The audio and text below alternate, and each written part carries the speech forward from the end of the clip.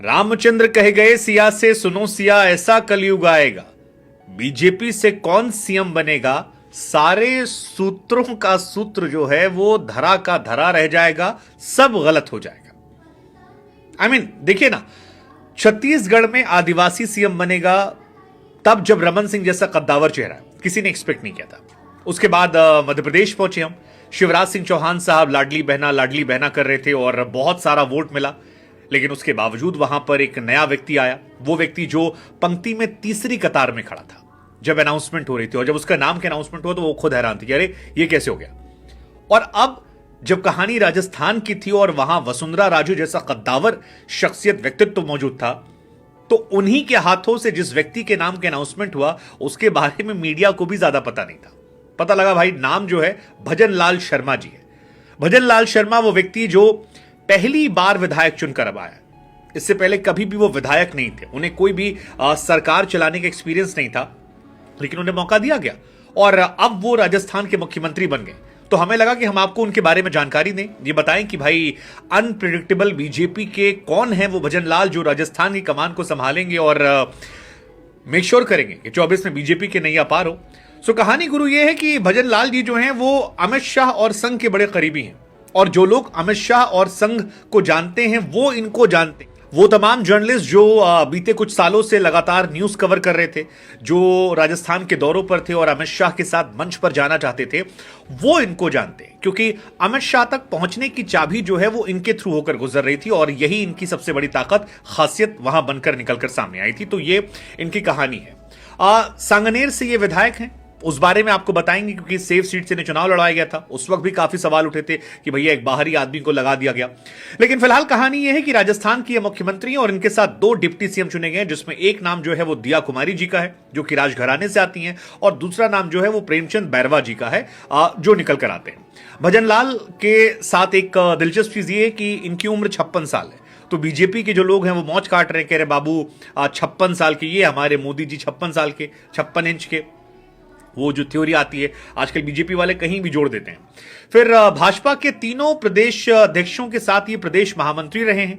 इसके अलावा इनकी कहानी, इनकी प्रोफाइल में ये निकल कर आता है कि भरतपुर के जिला मोर्चा के अध्यक्ष रहे। बहुत लंबा चौड़ा ट्रैक रिकॉर्ड नहीं है, सिर्फ ये है कि संगठन में खूब काम किया था, पहली बार विधानसभा चुनाव लड़े थे और पहली बार लड़ने के बाद ही सीधे ये सीएम बन गए। एडवांटेज जो जाता है इनके फेवर में मेरे हिसाब से वो ये है कि ब्राह्मण समाज से आते हैं और क्योंकि यादव समाज का एक व्यक्ति मध्य प्रदेश में बना दिया गया, आदिवासी समाज जो है वो बना दिया गया आपके छत्तीसगढ़ में। सो यहां पर ब्राह्मण समाज के जरिए यूपी, एमपी, बिहार, तो ब्राह्मण समाज से यूपी, एमपी, बिहार, राजस्थान या आसपास के जितने भी ब्राह्मण लोग हैं जो अक्सर ये कहते हैं कि सवर्णों का वोट बीजेपी को जाता है लेकिन बीजेपी हमें उचित इनाम नहीं देती है, आई थिंक उनको एक मैसेज जो है वो दे दिया गया है कि हम आपके बारे में भी सोच रहे हैं, क्योंकि इस बीच में सवर्णों की काफी नाराजगी जो है बीजेपी को लेकर चल रही थी और वो काफी खफा थे। अब जहां तक बात दिया कुमारी जी का है तो 52 साल की हैं, ग्रेजुएट हैं, लंदन से पढ़ाई वढ़ाई उन्होंने की है, 2 बेटे हैं, एक बेटी उनकी है। 2013 में सवाई माधोपुर से चुनाव लड़ा था, जीती थी। फिर राजसमंद से चुनाव लड़ा लोकसभा का, इसके बाद विद्याधर नगर से चुनाव लड़ी और जीत कर आई और सांसद पद से इस्तीफा दे दिया। ये उनकी ओवरऑल प्रोफाइल है। लेकिन भजन लाल जी जो हैं उनके बारे में मोटी कहानी यह है कि वो राजस्थान के भरतपुर के रहने वाले हैं और वहीं से संगठन में एक्टिव थे, प्रदेश के महामंत्री के तौर पर कार्यरत थे। संगठन में उनकी काफी भूमिका रही है और पार्टी ने ब्राह्मण चेहरे को हाईलाइट करते हुए उन पर सबसे बड़ा दांव चला है। सूबे का नया मुख्यमंत्री बना है, लेकिन उसमें सबसे बड़ा एडवांटेज जो उनकी फेवर में गया है वो यही है कि वो अमित शाह के करीबी हैं और लगातार अमित शाह के साथ संगठन में जो उनकी क्षमता थी या जिस तरह से वो लड़ रहे थे उसको उन्हें तारीफ किया गया।